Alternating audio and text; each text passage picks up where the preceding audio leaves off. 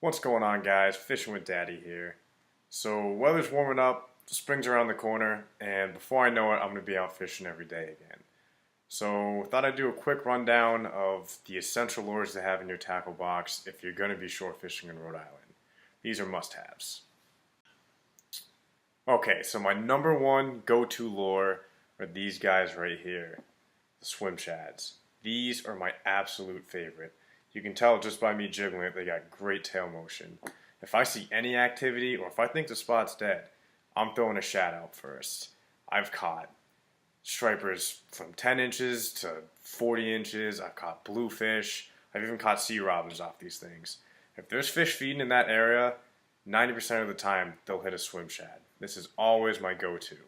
There's even been times where I'm throwing out all these different kinds of poppers, and the second I throw a swim shad, I hook up.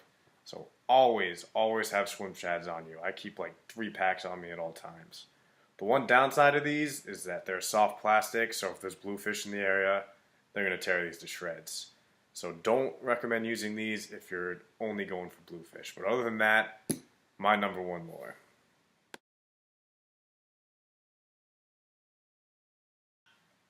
Another must-have lure for the tackle box are poppers.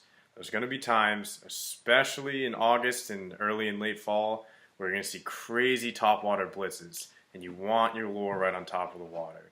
So, poppers are a great solution to this. They come in a bunch of different sizes and colors. It can be a little overwhelming, but 2 specific poppers I've found to always be consistent to catch fish are the talking popper. These come in a bunch of different colors. They have great topwater action. You give these little jerks, there's a big splash, and usually the fish come and crush them.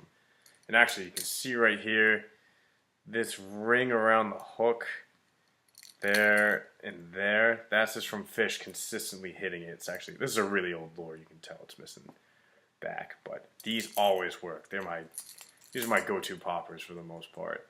One thing to be careful, these treble hooks can be nasty. They kind of rip fish's lips apart, and I've hooked myself pretty bad on them actually. So not a bad idea to swap them out for single hooks. And there's also pencil poppers.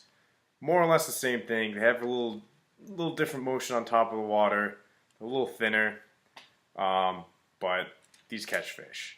You can't go wrong with these 2 poppers.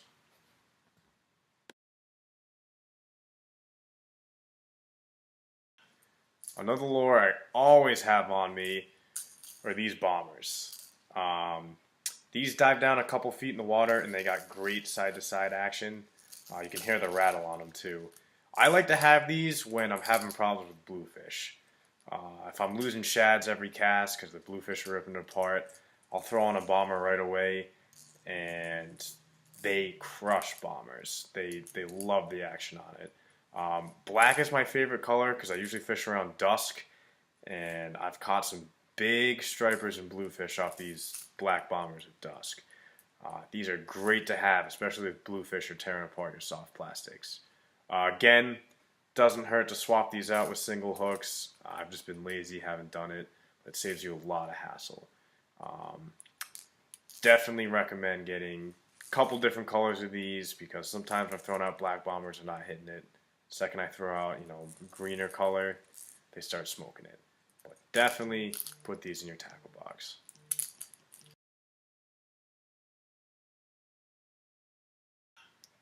Alright, another lure you're going to want to have, bucktails.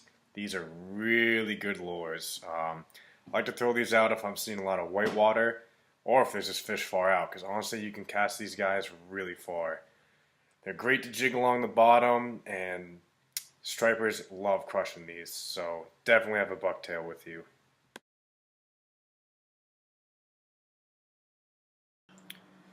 It's also important to have lures in your tackle box that will catch false albacore. Albies are little mini tuna that come to Rhode Island at the end of the fall, and they are a blast to catch. They're really picky though. So 2 lures, the 2 main lures I use. One's an Epoxy Jig. It's really nothing special about it. I usually go with pink. For some reason I have luck with pink. They're pretty heavy. You can chuck them out far, and you just reel them in as fast as you can. And for some reason, the Albies like crushing this. There's also Deadly Dicks. It's just a little metal, kind of weird looking lure to be honest, but same deal. You can cast them out pretty far, reel them in fast, and the Albies like them. The thing I like about Deadly Dicks though is you can catch a lot of other species. There's been times on my kayak I get bored, throw it to the bottom, jig it. I've caught fluke, sea robin, scup, black sea bass, all from jigging Deadly Dicks. I've also caught little stripers and blues too, so they're a really nifty lure. Definitely recommend having both of these new tackle box. Another piece of equipment you're going to want, weighted trebles. These are really important when full-size pogie come close to shore.